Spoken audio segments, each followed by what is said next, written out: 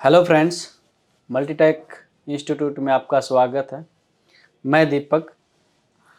आज जो हमारे पास जो एलईडी आई है, उस एलईडी के अंदर क्या प्रॉब्लम है, जैसे कि मैं आपको दिखा दूं तो जैसे ये एलईडी टीवी है जिसके अंदर आपको यहाँ पर रेड इंडिकेटर दिखाई दे रहा है और रेड इंडिकेटर दबाने पर आपको ये टीवी ऑन भी हो जाएगा। अब जैसे ये ऑन हो गई है, हमारी यहाँ पर पिक्चर नहीं आई है और पिक्चर मतलब कैसे चेक करते हैं कि इसके अंदर बैकलाइट ओके है या नहीं है। तो जैसे भी आप इस एलईडी पे हाथ मारोगे तो यहाँ पर आपको सफ़ेद सफ़ेद डॉट दिखाई देंगे। तो ये सफ़ेद सफ़ेद डॉट ये दिखाते हैं कि अंदर बैकलाइट ओके है, बाहर पैनल पे पिक्चर नहीं है। पैनल आपका पूरी तरह से ब्लू पिक्चर में है, मतलब आपके पैनल में वोल्टेज नहीं बन रही है, मतलब पैनल में पिक्चर नहीं बन रही है। तो इसके अंदर क्या फॉल्ट है आज आपको इस तरीके से दिखाता हूँ। ये टीवी आपका आई फाल्कॉन का है जो वीवो कंपनी से बनता है, वी। तो स्टार्ट करते हैं।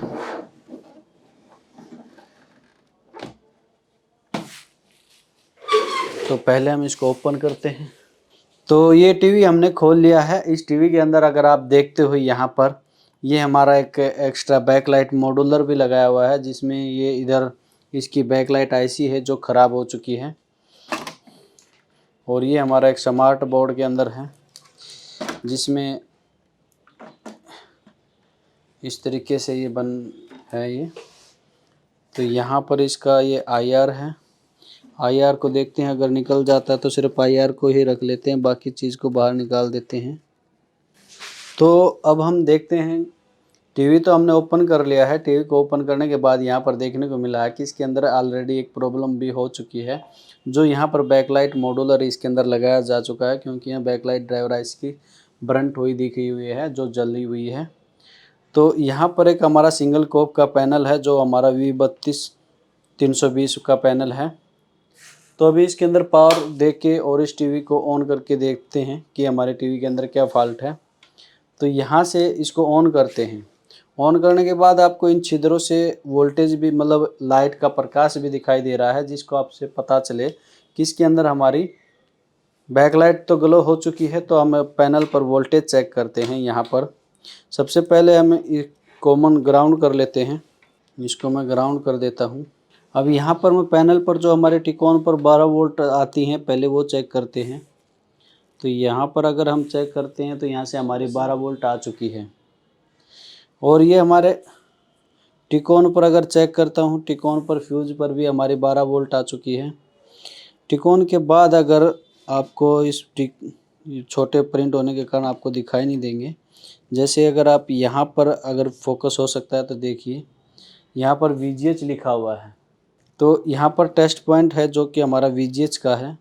यहाँ पर हमारी VGH वोल्टेज नहीं बन रही है। ये इधर जो टेस्ट पॉइंट है वो हमारा VGL का है जो कि नहीं बन रही है। उससे पहले कि हम यहाँ पर चेक करें कि यहाँ पर हमारी जो ये कोयल है 12 वोल्ट की, यहाँ से हमारी AVDD वोल्टेज बनती है। ये DC टू DC IC इस कोयल के आगे गेट पल्स देती है और उसके बाद इस डायोड के इधर आके ये इनपुट होती है। और उसके बाद जब इस डायोड से दूसरी साइड निकलती है तो यहाँ पर हमारी वोल्टेज बूस्ट होती है, लेकिन यहाँ पर बहुत ही कम वोल्टेज बूस्ट हुई है, सिर्फ 13 वोल्टेज ही बूस्ट हुई हैं। उसके पश्चात हमारी ये वोल्ट यहाँ पर आती है और यहाँ से हमारी VGH वोल्टेज बूस्ट होती है। ये हमारे बूस्टर डायोड होते हैं जो सीरीज में लगे होते हैं, लेकिन यहाँ पर IC के अंदर से कोई फॉल्ट होने के कारण, जिसमें यहाँ इनेबल सिग्नल नहीं मिलने के कारण हमारी VGH VGL वोल्टेज नहीं बन पा रही है। सिर्फ हमारी जो वोल्टेज है वो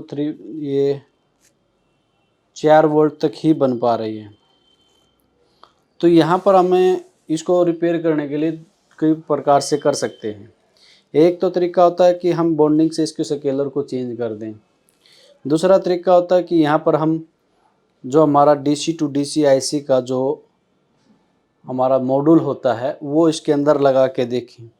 तीसरा तरीका ये होता है कि अगर कोई भी मॉड्यूल नहीं है DC टू DC IC का अवेलेबल, तो हम इसके अंदर अलग से कोई PCB हो जिसके अंदर हमारी सारी वोल्टेज बन रही हो, तो उसके द्वारा जो बनी गई वोल्ट है वो इस पर डायरेक्ट दे दें।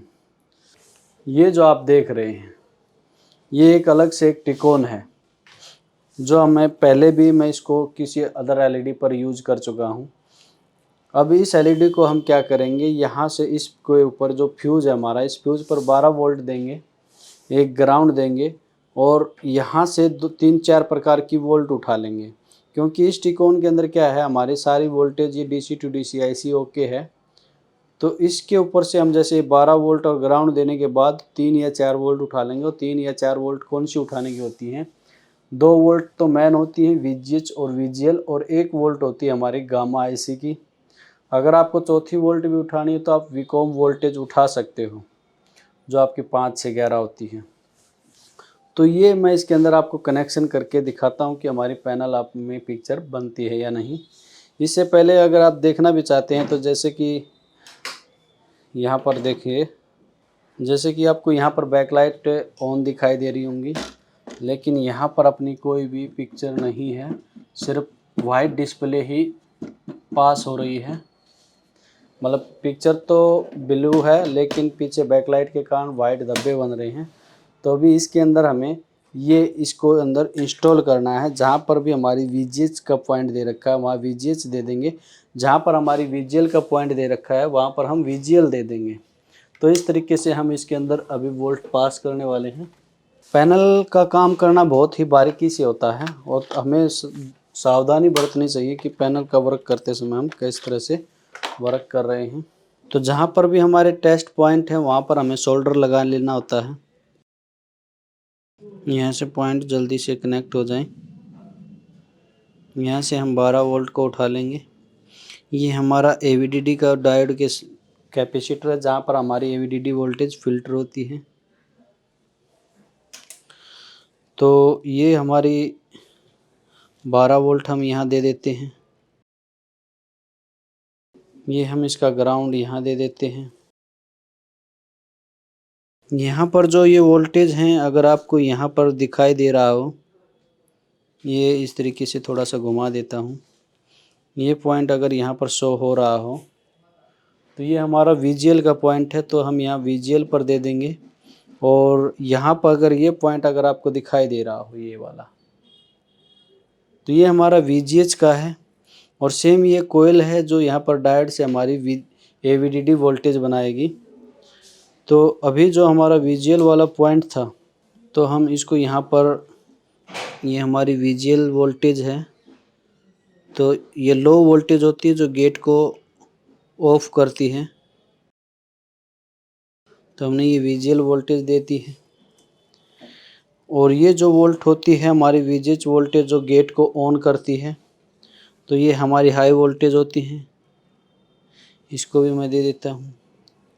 और इधर जो वोल्टेज है